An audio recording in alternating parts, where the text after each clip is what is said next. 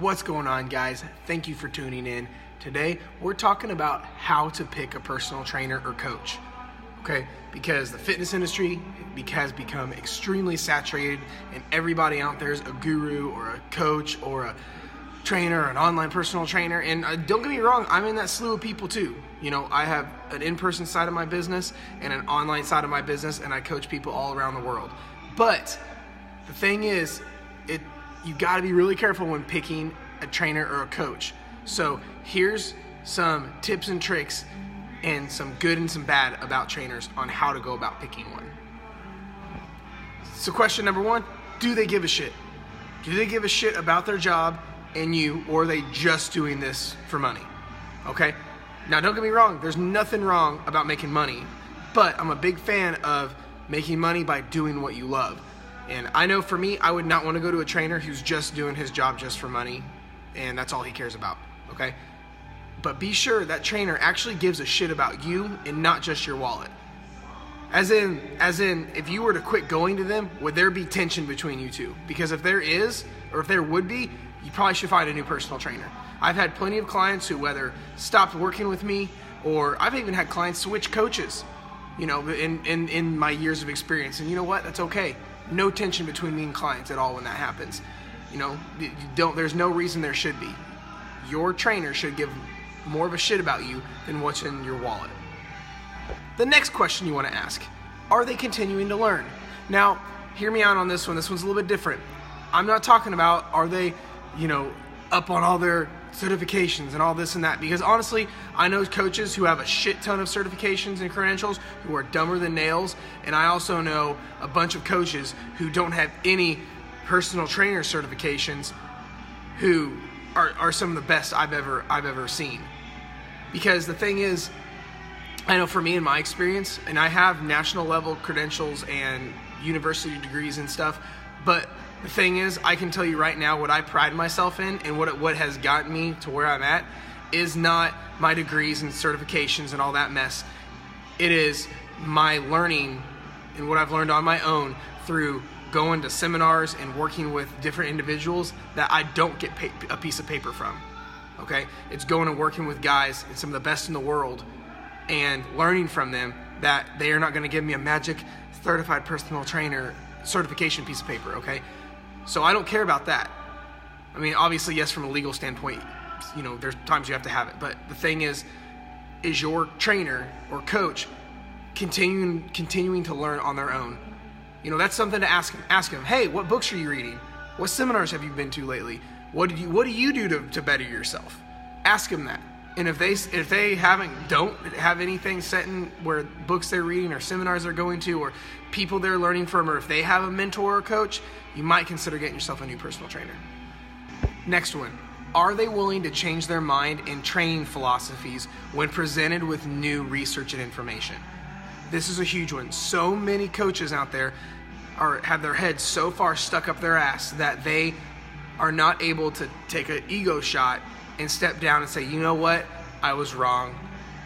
What I've been preaching for years, I've realized is wrong, and this is the way I'm going to believe now. That's really prevalent in the industry where they won't do that. And I'll be the first one to say, there's stuff that I used years ago when I started that I thought was right. I used to think 6 meals a day boosted your metabolism fire, and that's complete and utter bullshit. And if your trainer ever says that, you need to get a new one. But the thing is, too many trainers are emotionally tied to concepts and diets and programs, and when presented with new information showing that was bullshit or that's wrong or they need to change their mind, is they're too emotionally tied to it and they're not willing to say, you know what, I was wrong, this is right now. Okay?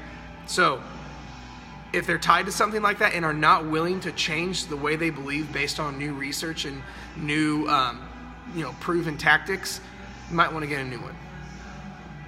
Do they talk bad about other coaches? That's another problem. So many coaches do nothing but talk shit about other coaches. If your trainer or coach sits around and talks shit about other coaches or other people, you really should consider getting a new one. Your coach in general should not be negative.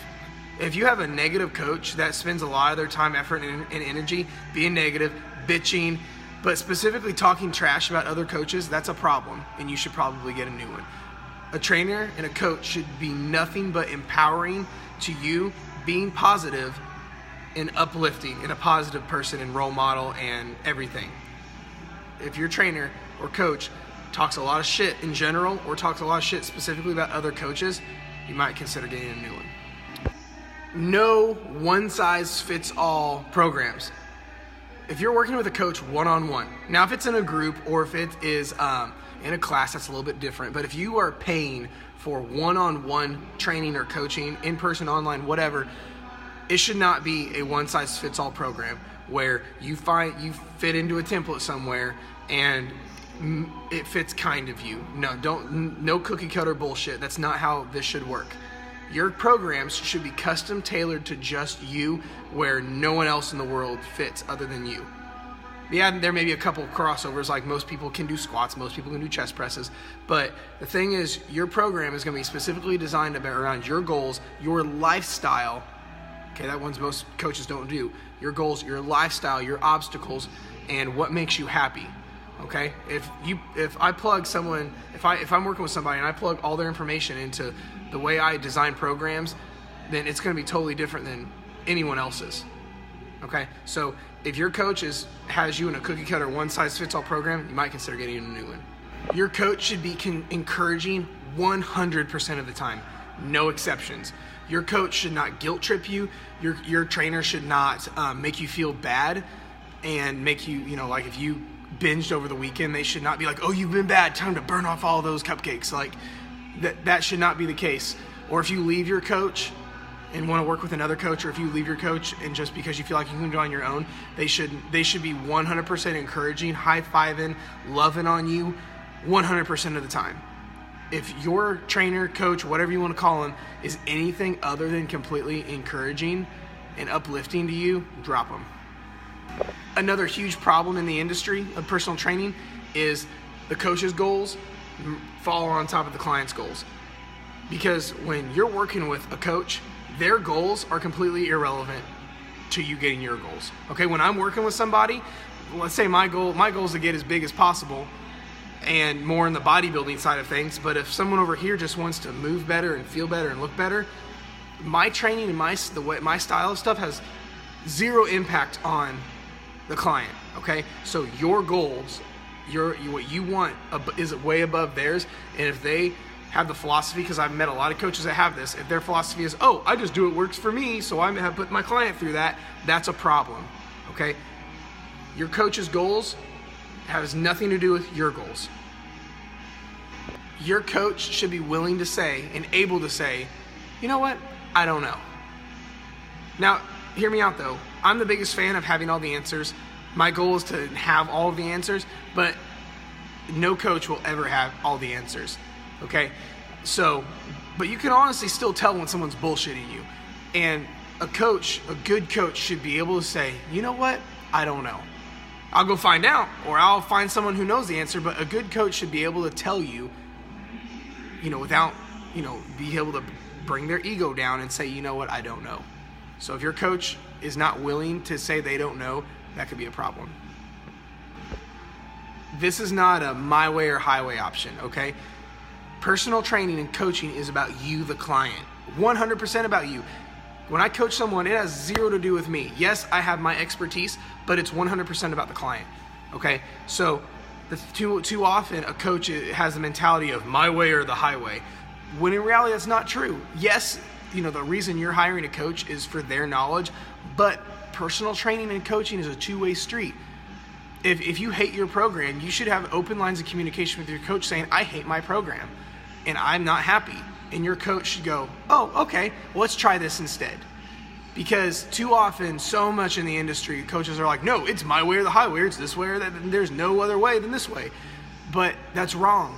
There's so many ways to win. And if your coach doesn't know there's a million ways to win that fits your lifestyle, you should probably get a new one.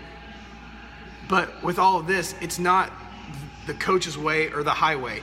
It's a two-way street. This is about you. It's your time, your money, and your body and your life that us as coaches are affecting.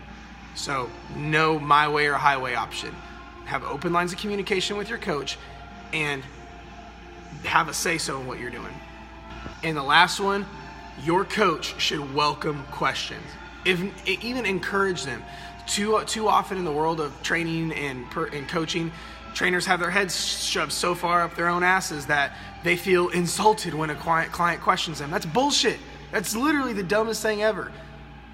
You, the client, are paying the coach and trusting them with your life and your body and well-being. You should be able to ask a damn question, okay?